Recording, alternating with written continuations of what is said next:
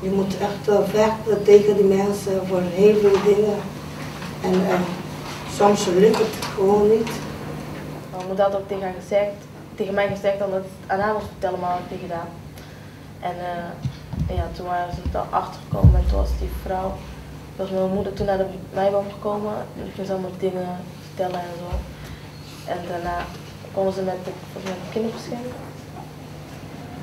Kinderbescherming.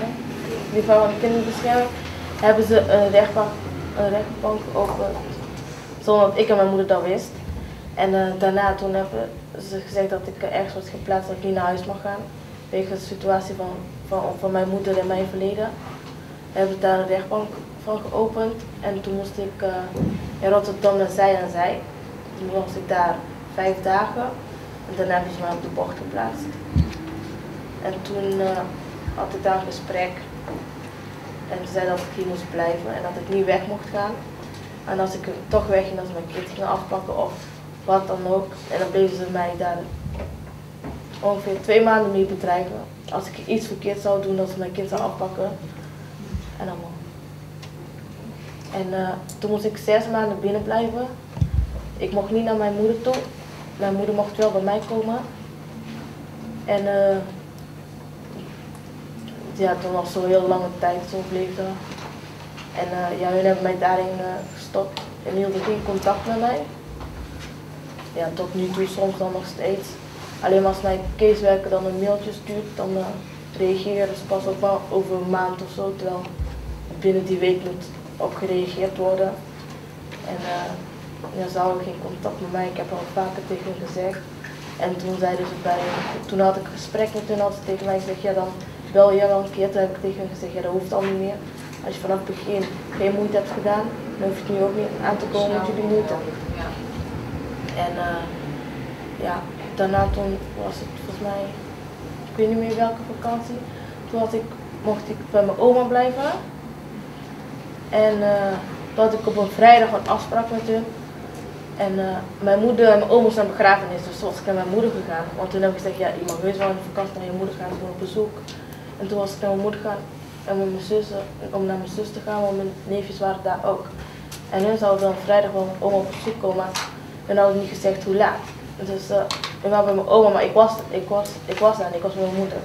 Dus toen kwamen ze bij mijn moeder aan de deur met de politie, omdat ze dachten dat ik bij mijn moeder was blijven slapen. En ja, in plaats van netjes aan te bellen of zo, dan ging ze heel tegen me aan de deur trappen en zo. En toen moest ik daar op gesprek met de jeugdzorg. En ja, ze ging ze allemaal dingen zeggen tegen mij. En ze zei van, ik zei tegen haar, ja ik lieg niet. Ik zei tegen haar, als je me niet gelooft dan vraag je mijn moeder en mijn oma. Want mijn oma is heel eerlijk iemand en mijn moeder ook. Ja, dan zei ze nee dat hoeft niet en zo. En toen zei ze tegen mij, ja je mag niet meer weg. En ik zei tegen haar, ja jullie houden mij van mijn moeder weg. Al bijna meer dan 6 maanden lang. Ja, en ik weet niet meer wat ze zei en ik gaf een antwoord. Toen zei ze tegen mij, ja, ik weet niet meer wat ze zei. En toen zei ze tegen mij, ja, als je zo bent dan mag jij weggaan en dan blijft jouw kind hier, heeft ze tegen mij gezegd. Ja, en toen zei ik tegen haar, nee, ik zou tegen haar, ja, ik mag ook mijn mening geven. Elke keer als ik mijn mening geef, dan was ze helemaal boos en dan gaat ze weer zeggen tegen mij, ja, als jij niet luistert, dan pakken wij jouw kind van je af. En, ik zie dat een heleboel mensen hier ja zitten te knikken, dus dat baart mij wel zorgen, moet ik zeggen.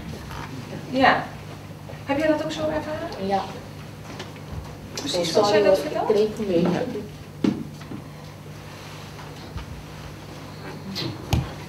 Ook dat het dreigen van als jij niet doet zoals wij dat vertellen, dan ben je je kind kwijt. Ja.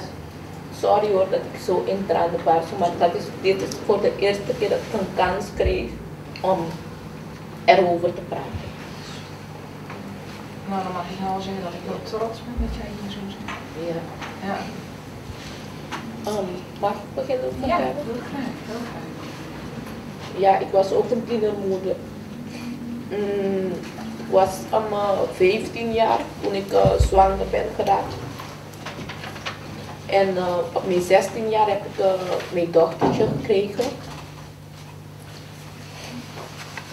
En ja, ik had een gezinvoogd. bij de Williams Krikker Stichting. En ik heb ook in de bocht gezeten. En ik heb heel moeilijk gehad. Maar bij mij ook wordt altijd, ik word altijd gedreigd zo toen ik mijn kind heeft gekregen. Zo van, als je niet jouw best doet, dan pakken we jouw kind van je af. Dan bleven ze telkens keer tegen mij zeggen. En ja, ik heb mijn moeder verteld wat mijn gezinvoogd altijd tegen mij zegt. Ik zei, mama, ik kan het niet meer tegen. Ik ben jong, maar ik heb een kind, ik ben een moeder, ik hou van mijn kind. En ik wil mijn kind niet kwijtraken. Maar mijn kind was 2 maanden oud. Hun hebben mijn kind van me afgepakt. Mijn dochtertje. Wat hebben ze toen gedaan? Waar hebben ze haar naartoe genomen? Waar was jij toen op dat moment? Je ouders, mensen om je heen? Ik was in de bocht. En toen ik heb gehoord dat mijn kind wordt van me afgepakt, ik heb mijn kind gepakt, ik ben naar mijn moeder gegaan. En ja, mijn moeder wist al van de problemen en zo. En ja, dit is mijn zusjes. Ja, zij was ook toen nog jong, maar zij wist het ook een beetje. En ik heb gezegd, mama, ik wil komen om mijn kind van me af te pakken. Toen zei ik tegen mijn moeder, mama, help me alsjeblieft om boos voor mijn kind te staan. Maar toen mijn moeder zat ook in een situatie, ik weet niet wat precies. En mijn moeder heeft gezegd zo van nee, ik kan je niet helpen. Ik wil het wel, maar ik kan het niet. Ik bleef me vragen, mama, waarom? Mijn moeder kan me niet uitleggen waarom niet en zo. Ik ben op mijn knieën gegaan voor mijn moeder. Ik zeg, alsjeblieft mama, blijf met mijn kind voor me. Over 2 jaar ben ik 18 jaar, dan kan ik zelf voor mijn kind zorgen. Maar ja, ik denk de situatie van mijn moeder, ik weet niet wat precies, toen mijn moeder heeft gezegd nee, oké. En toen zijn op een dag gekomen, laten we zeggen, we hebben me misschien 2 of 3 dagen gegeven hè, om afscheid te nemen van mijn dochtertje.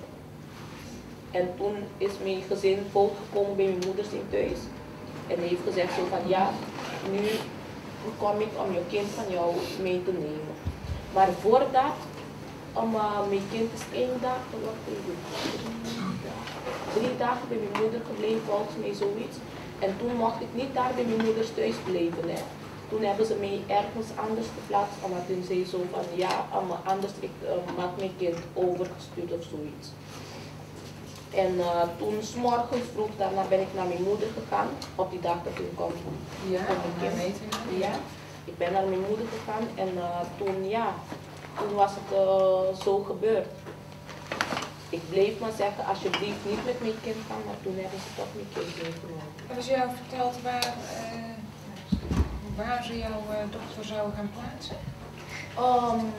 Ja, toen hebben ze Was er ook een mogelijkheid om contact te blijven houden met je dochter, ondanks dat jij niet voor jouw dochter zou gaan zorgen?